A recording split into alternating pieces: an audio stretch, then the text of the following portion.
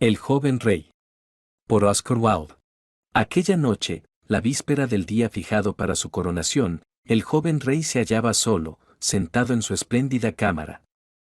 Sus cortesanos se habían despedido todos, inclinando la cabeza hasta el suelo, según los usos ceremoniosos de la época, y se habían retirado al gran salón del palacio para recibir las últimas lecciones del profesor de etiqueta, pues aún había entre ellos algunos que tenían modales rústicos, lo cual, apenas necesito decirlo, es gravísima falta en cortesanos. El adolescente, todavía lo era, apenas tenía 16 años, no lamentaba que se hubieran ido, y se había echado, con un gran suspiro de alivio, sobre los suaves cojines de su canapé bordado, quedándose allí, con los ojos distraídos y la boca abierta, como uno de los pardos faunos de la pradera. O como animal de los bosques a quien acaban de atrapar los cazadores. Y en verdad eran los cazadores quienes lo habían descubierto, cayendo sobre el punto menos que por casualidad, cuando, semidesnudo y con su flauta en la mano, seguía el rebaño del pobre cabrero que le había educado y a quien creyó siempre su padre. Hijo de la única hija del viejo rey, casada en matrimonio secreto con un hombre muy inferior a ella en categoría, un extranjero, decían algunos, que había enamorado a la princesa con la magia sorprendente de su arte para tocar el laúd, mientras otros hablaban de un artista, de Rimini, a quien la princesa había hecho muchos honores. Quizás demasiados, y que había desaparecido de la ciudad súbitamente, dejando inconclusas sus labores en la catedral, fue arrancado, cuando apenas contaba una semana de nacido, del lado de su madre, mientras dormía ella, y entregado a un campesino pobre y a su esposa, que no tenían hijos y vivían en un lugar remoto del bosque. A más de un día de camino de la ciudad. El dolor, o la peste, según el médico de la corte, o, según otros, un rápido veneno italiano servido en vino aromático, mató, una hora después de su despertar, a la blanca princesa, y cuando el fiel mensajero que llevaba al niño sobre la silla de su caballo bajaba del fatigado animal y tocaba a la puerta de la cabaña del cabrero. El cuerpo de la joven madre descendía a la tumba abierta en el patio de una iglesia abandonada, fuera de las puertas de la ciudad. En aquel sepulcro yacía, según la voz popular, otro cuerpo, el de un joven extranjero de singular hermosura, cuyas manos estaban atadas a su espalda con nudosa cuerda, y cuyo pecho estaba lleno de rojas puñaladas. Tal era, al menos, la historia que la gente susurraba en secreto. Lo cierto era que el viejo rey, en su lecho de muerte, ya sea movido del remordimiento de su gran pecado, o ya deseoso de que el reino quedara en manos de su descendiente único, había hecho buscar al adolescente y, en presencia del consejo de la corona, lo había reconocido como heredero suyo.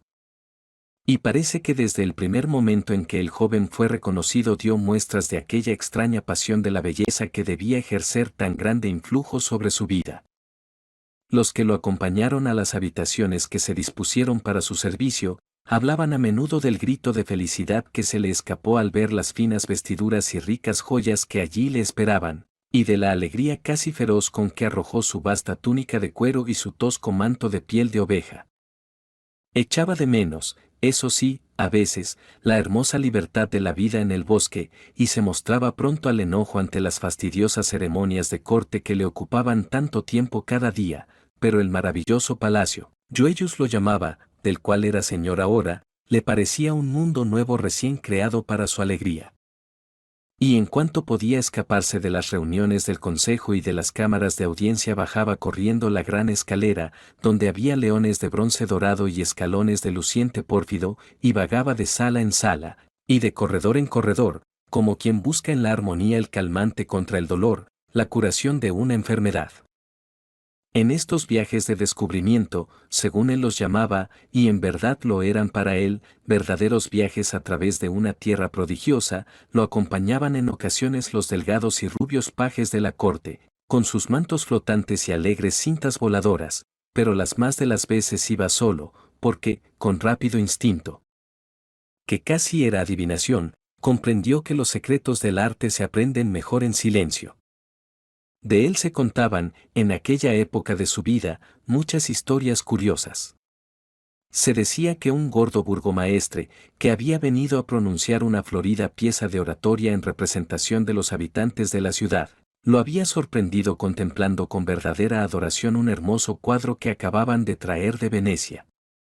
En otra ocasión se había perdido durante varias horas, y después de largas pesquisas se le descubrió en un camarín, en una de las torrecillas del lado norte del palacio, adorando, como en éxtasis, una joya griega. Se le había visto, según otro cuento, como iluminado ante una estatua antigua de mármol que se había descubierto en el fondo del río, cuando se construyó el puente de piedra. Se había pasado toda una noche contemplando el efecto que producía la luz de la luna sobre una imagen argentada de una diosa. Todos los materiales raros y preciosos lo fascinaban y en su deseo de obtenerlos había enviado a países extranjeros a muchos mercaderes, unos a comprar ámbar a los rudos pescadores de los mares del norte. Otros a Egipto en busca de aquella curiosa turquesa verde que solo se encuentra en las tumbas de los reyes y dicen que posee propiedades mágicas, otros a una Persia en busca de alfombras de seda y alfarería pintada, y otros, en fin, a la India a comprar gasa y marfil teñido, piedras lunares y brazaletes de jade, madera de sándalo y esmalte azul y mantos de lana fina. Pero lo que más le había preocupado era el traje que había de llevar en la fiesta de su coronación, el traje de oro entretejido, y la corona tachonada de rubíes, y el cetro con sus hileras y cercos de perlas. En realidad, en eso pensaba aquella noche, mientras yacía en su lujoso canapé, con la vista fija en el gran leño de pino que ardía en la chimenea abierta. Los dibujos, que eran obra de los más famosos artistas de la época, habían sido sometidos a su aprobación meses antes, y él había dado órdenes para que los artífices trabajaran día y noche a fin de ejecutarlos, y para que en el mundo entero se buscaran gemas dignas de su traje. Con la imaginación se veía de pie ante el altar mayor de la catedral, con las hermosas vestiduras regias, y una sonrisa jugueteaba en sus labios infantiles e iluminaba con lustroso brillo sus oscuros ojos. Poco después se levantó de su asiento y, recostado sobre la repisa de la chimenea, paseó su vista en derredor de la habitación tenuemente alumbrada. Un gran armario con incrustaciones de ágata y lapislázuli llenaba uno de los rincones, y frente a la ventana había un arcón curiosamente labrado con láminas de oro, barnizadas de laca, sobre el cual había unas finas copas de cristal veneciano y una taza de ónix de vetas oscuras. En la colcha de seda de la cama estaban bordadas amapolas pálidas, como si el sueño las hubiera dejado escapar de las fatigadas manos, y altos junquillos de marfil estriado sostenían el dosel de terciopelo, del cual subían, como espuma blanca, grandes plumas de avestruz, hasta la plata pálida del calado techo. Sobre la mesa había un ancho tazón de amatista. Afuera veía el príncipe la enorme cúpula de la catedral, levantándose como una burbuja sobre las casas sombrías, y miraba a los centinelas haciendo su recorrido, llenos de aburrimiento, sobre la nebulosa terraza del río. Muy lejos, en un huerto, cantaba un ruiseñor. Vago aroma de jazmín entraba por la ventana. El joven rey echó hacia atrás sus cabellos, y tomando en las manos un laúd, dejó vagar sus dedos sobre las cuerdas. Sus párpados, pesados, cayeron, y una languidez extraña se apoderó de él. Nunca había sentido tan agudamente y con tanta alegría la magia y el misterio del arte. Cuando la medianoche sonó en el reloj de la torre, tocó un timbre, y sus pajes entraron y lo desvistieron con mucha ceremonia, echándole agua de rosas en las manos y regando flores sobre su almohada. Pocos momentos después de haber salido los pajes, el rey dormía. Y mientras dormía soñó, y este fue su sueño. Creyó estar de pie en un desván largo, de techo bajo, entre el zumbido y repiqueteo de muchos telares. Escasa luz penetraba a través de las enrejadas ventanas, y le mostraba las flacas figuras de los tejedores, inclinados sobre sus bastidores. Niños pálidos, de aspecto enfermizo, se agachaban en los enormes traveses. Cuando las lanzaderas corrían entre la urdimbre, levantaban las pesadas tablillas, y cuando las lanzaderas se detenían, dejaban caer las tablillas y juntaban los hilos. Las caras estaban contraídas por el hambre, y las manos temblaban y se estremecían. Unas mujeres demacradas se hallaban sentadas alrededor de una mesa, tejiendo. Horrible olor llenaba el lugar. El aire estaba pestilente y pesado, y los muros chorreaban humedad. El joven rey se acercó a uno de los tejedores, se detuvo junto a él y lo contempló. El tejedor lo miró con ira y dijo: ¿Por qué me miras? ¿Eres un espía, puesto aquí por el amo? ¿Quién es tu amo?, preguntó el joven rey. Nuestro amo, exclamó el tejedor, con amargura. Es un hombre como nosotros. Pero, en realidad, hay mucha diferencia entre nosotros. Él lleva buena ropa, mientras yo llevo harapos, y mientras yo padezco de hambre, él padece por exceso de alimentación. El país es libre, dice el rey, y tú no eres esclavo de nadie. En la guerra, dijo el tejedor, los fuertes hacen esclavos a los débiles, y en la paz, los ricos hacen esclavos a los pobres. Tenemos que trabajar para vivir, y nos dan salario tan escaso que nos morimos. Trabajamos para ellos todo el día, y ellos amontonan oro en sus cofres, mientras nuestros hijos se marchitan antes de tiempo, y las caras de los que amamos se vuelven duras y malas. Nosotros pisamos las uvas y otros se beben el vino. Sembramos el trigo, y nuestra mesa está vacía. Estamos en cadenas, aunque nadie las ve, y somos esclavos, aunque los hombres nos llamen libres. ¿Y ocurre así con todos?, preguntó el rey. Así ocurre con todos, contestó el tejedor, con los jóvenes y con los viejos, con las mujeres y con los hombres, con los niños pequeños y con los viejos que se inclinan al peso de la edad. Los mercaderes nos oprimen y tenemos que hacer su voluntad. El sacerdote cruza junto a nosotros repasando las cuentas del rosario, y nadie se ocupa de nosotros. A través de nuestras callejuelas sin sol se arrastra la pobreza con sus ojos hambrientos, y el pecado con su cara podrida la sigue de cerca. La desgracia nos despierta en la mañana y la vergüenza nos acompaña en la noche. ¿Pero esto qué te importa a ti? Tú no eres de los nuestros. Tienes cara demasiado feliz. Y le volvió la espalda gruñendo y echó su lanzadera a través de la urdimbre, y el joven rey vio que llevaba hilos de oro. Y grave terror se apoderó de él, y dijo al tejedor: ¿Qué vestidura es la que tejes? Es la vestidura para la coronación del joven rey, respondió el obrero. ¿A ti, qué más te da? Y el joven rey lanzó un gran grito, y despertó, y he aquí que se hallaba en su propia habitación, y a través de la ventana vio la gran luna color de miel suspendida en el aire oscuro. Y se durmió de nuevo, y soñó, y este fue su sueño. Creyó encontrarse sobre la cubierta de una enorme galera en la que remaban 100 esclavos. Sobre una alfombra, junto a él, se hallaba sentado el jefe de la galera. Era negro como el ébano, y su turbante era de seda carmesí.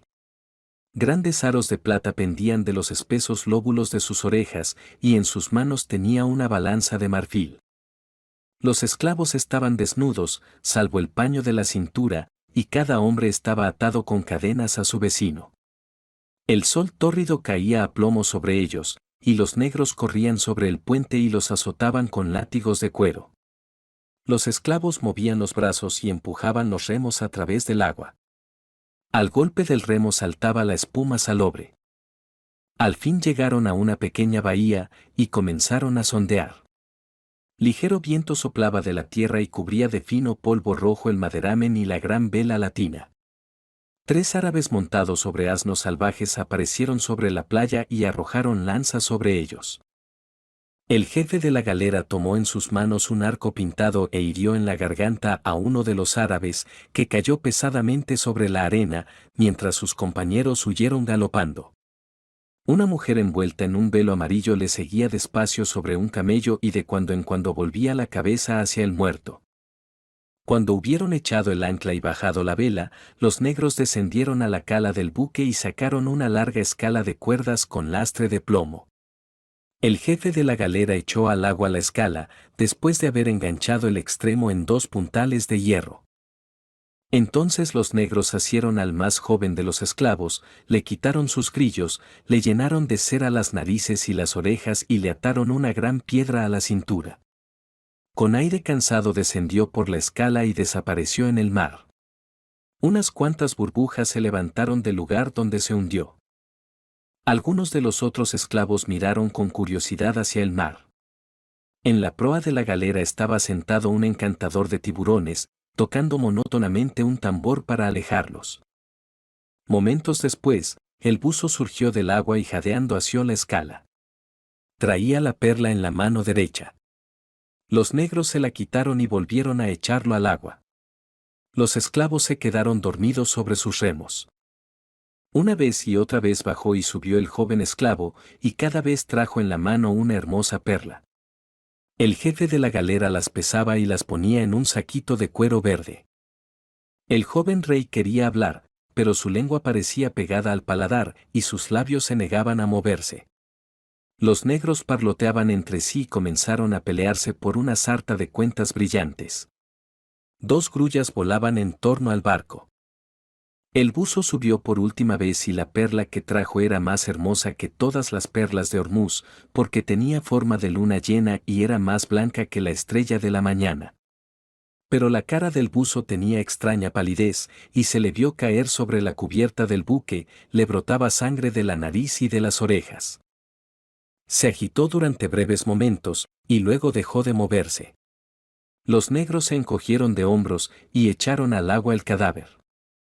Y el jefe de la galera lanzó una carcajada, y extendiendo la mano tomó la perla, y cuando la hubo contemplado, la apretó contra su frente y se inclinó como saludando. Será, dijo, para el cetro del joven rey. E hizo seña a los negros para que levaran el ancla. Y cuando el joven rey oyó esto, dio un gran grito y despertó, y a través de la ventana vio los largos dedos de la aurora atrapando las estrellas que se apagaban. Y se quedó de nuevo dormido, y soñó, y este fue su sueño. Creyó que vagaba por un bosque oscuro, lleno de frutos extraños y de lindas flores venenosas. Los áspides silbaban a su paso, y los loros relucientes volaban, gritando de rama en rama. Enormes tortugas yacían dormidas sobre el barro caliente. Los árboles estaban llenos de monos y de pavos reales. Caminó largo tiempo hasta llegar a la salida del bosque, y allí vio una inmensa multitud de hombres que trabajaban en el lecho de un río seco ya. Llenaban la tierra como hormigas. Abrían hoyos profundos en el suelo y descendían a ellos. Unos rompían las rocas con grandes hachas, otros escarbaban en la arena. Arrancaban de raíz los cactos y pisoteaban las flores de color escarlata. Se movían a prisa, daban voces y ninguno estaba ocioso. Desde la oscuridad de una caverna la muerte y la avaricia los observaban, y la muerte dijo: Estoy cansada, dame una tercera parte de ellos, y déjame ir. Pero la avaricia movió la cabeza negativamente. Son mis siervos, dijo. Y la muerte le preguntó: ¿Qué tienes en la mano? Tengo 3 granos de trigo, contestó la avaricia, ¿qué te importa? Dame uno de ellos, dijo la muerte, para plantarlo en mi huerto, uno solo de ellos, y me iré. No te doy nada, dijo la avaricia, y escondió la mano en los pliegues de su vestidura. Y la muerte lanzó una carcajada, y tomó en sus manos una taza y la introdujo en un charco de agua, y de la taza se levantó la fiebre palúdica. Con ella atravesó por entre la multitud, y la tercera parte de ellos quedaron muertos. Fría niebla la seguía, y las serpientes de agua corrían a su lado. Y cuando la avaricia vio que morían tantos hombres, se dio golpes de pecho y lloró. Golpeó su pecho estéril y dio voces. Has matado la tercera parte de mis siervos, gritó. Vete. Hay guerra en los montes de Tartaria, y los reyes de cada facción te llaman. Los afganos han matado el toro negro y marchan al combate. Pegan en sus escudos con sus lanzas, y se han puesto los yelmos de hierro. ¿Qué tiene mi valle que en él te detienes tanto tiempo? Vete y no vuelvas más. No, respondió la muerte, no me iré mientras no me des el grano de trigo. Pero la avaricia cerró la mano y apretó los dientes. No te doy nada, murmuró. Y la muerte lanzó una carcajada, y tomó en sus manos una piedra y la lanzó al bosque, y de la maleza de cicuta silvestre salió la fiebre en traje de llamas. Atravesó la multitud y tocó a los hombres, y murió cada hombre a quien ella tocó. La hierba se secaba bajo sus pies. Y la avaricia tembló y se echó ceniza sobre la cabeza. Eres cruel, gritó, eres cruel. Hay hambre en las amuralladas ciudades de la India, y las cisternas de Samarcanda se han secado. Hay hambre en las amuralladas ciudades de Egipto, y las langostas vienen del desierto. El Nilo no ha rebasado sus orillas, y los sacerdotes maldicen a Isis y a Osiris. Vete a donde te necesitan, y déjame mis siervos. No, respondió la muerte, mientras no me hayas dado un grano de trigo, no me iré.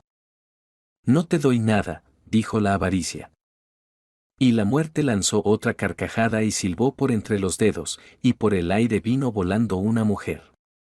El nombre de peste estaba escrito sobre su frente, y una multitud de buitres flacos volaba en torno suyo. Cubrió el valle con sus alas, y ningún hombre quedó vivo. Y la avaricia huyó gritando a través del bosque y la muerte subió sobre su caballo rojo y partió al galope, y su galope era más rápido que el viento. Y del limo, en el fondo del valle brotaron dragones y seres horribles con escamas, y los chacales llegaron trotando por entre la arena, olfateando el aire. Y el joven rey lloró, y preguntó: ¿quiénes eran estos hombres, y qué buscaban? Rubíes para una corona de rey, le respondió una voz. Sobresaltado el rey, se volvió y vio a un hombre en hábito de peregrino, con un espejo de plata en la mano. Y el rey palideció, y preguntó: ¿para qué, rey? Y el peregrino contestó: mira en este espejo y lo verás. Y miró en el espejo y, al ver su propia cara, lanzó un gran grito y despertó y la vívida luz del sol entraba a torrentes en la habitación, y en los árboles del jardín cantaban los pájaros. Y el chambelán y los altos funcionarios del estado entraron y le hicieron homenaje, y los pajes le trajeron la vestidura de oro entretejido, y pusieron delante de él la corona y el cetro. Y el joven rey los miró, y eran de gran belleza, más bellos que cuanto había visto hasta entonces. Pero recordó sus sueños y dijo a sus caballeros: llévense estas cosas, que no voy a usarlas. Y los cortesanos se asombraron y hubo quienes se rieron, porque creían que se trataba de una broma. Pero les habló de nuevo con severidad y dijo: llévense estas cosas y escóndanlas lejos de mí. Aunque sea el día de mi coronación, no las usaré. Porque en los telares de la desgracia y con las blancas manos del dolor se ha tejido la vestidura. Hay sangre en el corazón del rubí y hay muerte en el corazón de la perla. Y les contó sus 3 sueños. Y cuando los cortesanos los oyeron, se miraron entre sí y murmuraron: ciertamente está loco. Pues ¿no son sueños los sueños y visiones las visiones? No son cosas reales para que hagamos caso de ellas.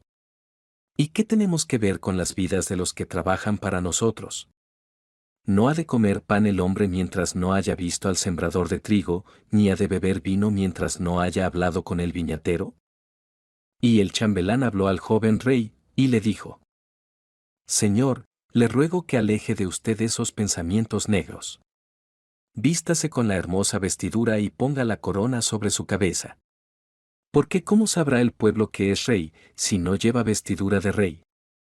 Y el joven rey lo miró y preguntó: ¿es así, en verdad? ¿No sabrán que soy rey si no llevo vestidura de rey? No lo conocerán, señor, dijo el chambelán. Creí que había hombres que tenían aire de reyes, respondió, pero puede que sea verdad lo que dices. Y, sin embargo, no me pondré esa vestidura, ni me coronaré con esa corona, sino que saldré del palacio como entré en él. Y pidió a todos que se fueran, excepto a un paje a quien retuvo como compañero, adolescente más joven que él en un año, lo retuvo para su servicio, y, cuando se hubo bañado en agua clara, Abrió un gran arcón pintado y de él sacó la túnica de cuero y el tosco manto de piel de oveja que usaba cuando desde las colinas vigilaba las hirsutas cabras del cabrero. Se puso la túnica y el manto rústico y tomó en sus manos el rudo cayado del pastor. Y el pajecito abrió con asombro sus grandes ojos azules y le dijo sonriendo: Señor, veo su túnica y su cetro, pero ¿dónde está su corona? Y el joven rey arrancó una rama de espino que trepaba por el balcón y la dobló e hizo con ella un cerco y se lo puso sobre la cabeza. Esta será mi corona, respondió. Y así ataviado salió de su cámara al gran salón, donde los nobles lo esperaban. Y los nobles se burlaban, y hubo quienes gritaran: Señor, el pueblo espera a su rey y usted le muestra un mendigo. Y otros se indignaban y decían: Pone en vergüenza al Estado y es indigno de ser nuestro Señor. Pero él no respondió palabra, sino que siguió adelante. Descendió por la luciente escalera de mármol rojo y salió por las puertas de bronce. Montó sobre su caballo y fue hacia la catedral, mientras el pajecito corría tras él. Y la gente se reía y decía: Es el bufón del rey el que pasa a caballo. Y se burlaban de él. Y el rey detuvo al caballo y dijo: No, soy el rey. Y les contó sus 3 sueños. Y un hombre salió de entre la multitud y le habló con amargura, y le dijo: Señor, ¿no sabe que del lujo de los ricos se sustenta la vida del pobre? Su vanidad nos nutre y sus vicios nos dan pan. Trabajar para el amo duro es amargo, pero es más amargo aún no tener amo para quien trabajar. ¿Cree usted que los cuervos nos han de alimentar? ¿Y qué remedio propone para estas cosas? Dirá al comprador: comprarás tanto, y al vendedor: venderás a tal precio. De seguro que no. Vuelva, pues, a su palacio, y vista la púrpura y el lino. ¿Qué tiene que ver con nosotros, ni con lo que sufrimos? ¿No son hermanos el rico y el pobre? Preguntó el rey. Sí, respondió el hombre, y el hermano rico se llama Caín. Y al joven rey se le llenaron los ojos de lágrimas, y siguió avanzando a caballo por entre los murmullos de la gente, y el pajecito se asustó y lo abandonó. Y cuando llegó al pórtico de la catedral, los soldados le opusieron sus alabardas y le dijeron: ¿Qué buscas aquí? Nadie ha de entrar por esta puerta sino el rey. Y la cara se le enrojeció de ira, y les dijo: Soy el rey. Y apartando las alabardas, pasó por entre ellos y entró al templo. Y cuando el anciano obispo lo vio entrar vestido de cabrero, se levantó con asombro de su trono, y avanzó a recibirlo y le dijo: Hijo mío, ¿es este el traje de un rey? ¿Y con qué corona he de coronarte, y qué cetro colocaré en tus manos? Ciertamente, para ti este debiera ser día de gozo y no de humillación. ¿Debe la alegría vestirse con lo que fabricó el dolor? Dijo el joven rey. Y contó al obispo sus 3 sueños. Y cuando el obispo los oyó, frunció el ceño y dijo: Hijo mío, soy un anciano y estoy en el invierno de mis días y sé que se hacen muchas cosas malas en el ancho mundo. Los bandidos feroces bajan de las montañas y se llevan a los niños y los venden a los moros. Los leones acechan a las caravanas y saltan sobre los camellos. Los jabalíes salvajes arrancan de raíz el trigo de los valles, y las zorras roen las vides de la colina. Los piratas asuelan las costas del mar y queman los barcos de los pescadores y les quitan sus redes. En los pantanos salinos viven los leprosos, tienen casas de juncos y nadie puede acercárseles. Los mendigos vagan por las ciudades y comen su comida con los perros. ¿Puedes impedir que estas cosas sean? ¿Harás del leproso tu compañero de lecho y sentarás al mendigo a tu mesa? ¿Hará el león lo que le mandes y te obedecerá el jabalí? ¿No es más sabio que tú aquel que creó la desgracia? Rey, no aplaudo lo que has hecho, sino que te pido que vuelvas al palacio y te pongas las vestiduras que sientan a un rey, y con la corona de oro te coronaré y el cetro de perlas colocaré en tus manos. Y en cuanto a los sueños, no pienses más en ellos. La carga de este mundo es demasiado grande para que la soporte un solo hombre y el dolor del mundo es demasiado para que lo sufra un solo corazón. ¿Eso dices en esta casa? Interrogó el joven rey, y dejó atrás al obispo, subió los escalones del altar y se detuvo ante la imagen de Cristo.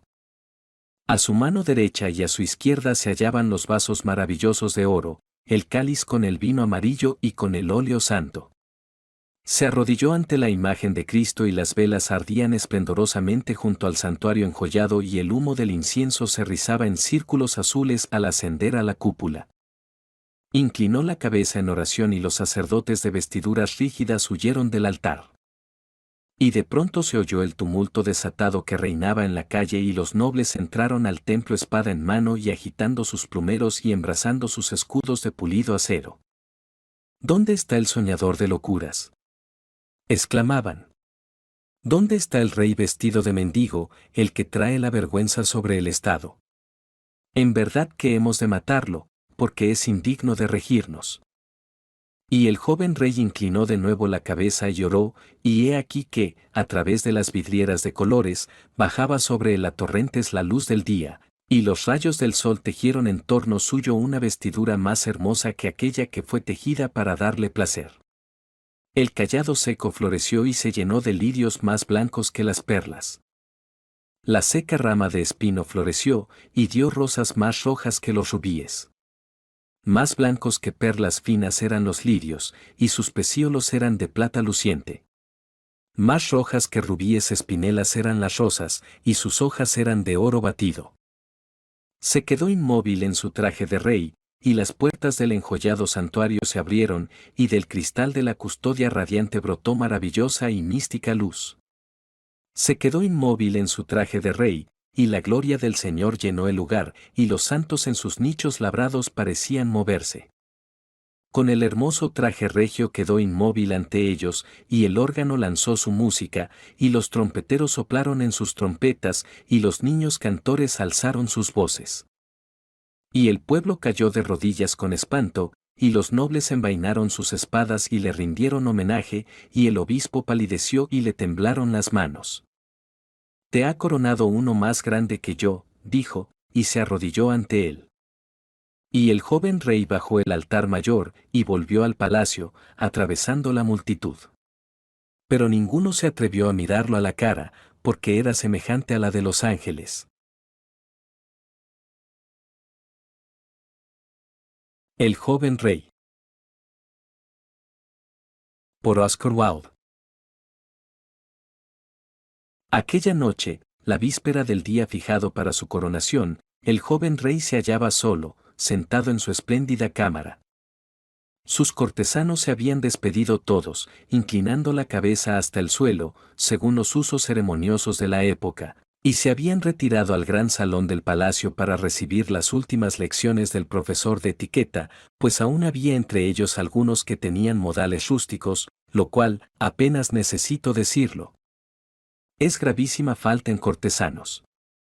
El adolescente, todavía lo era, apenas tenía 16 años, no lamentaba que se hubieran ido, y se había echado, con un gran suspiro de alivio, sobre los suaves cojines de su canapé bordado, quedándose allí, con los ojos distraídos y la boca abierta, como uno de los pardos faunos de la pradera. O como animal de los bosques a quien acaban de atrapar los cazadores. Y en verdad eran los cazadores quienes lo habían descubierto, cayendo sobre el punto menos que por casualidad, cuando, semidesnudo y con su flauta en la mano, seguía el rebaño del pobre cabrero que le había educado y a quien creyó siempre su padre. Hijo de la única hija del viejo rey, casada en matrimonio secreto con un hombre muy inferior a ella en categoría, un extranjero, decían algunos, que había enamorado a la princesa con la magia sorprendente de su arte para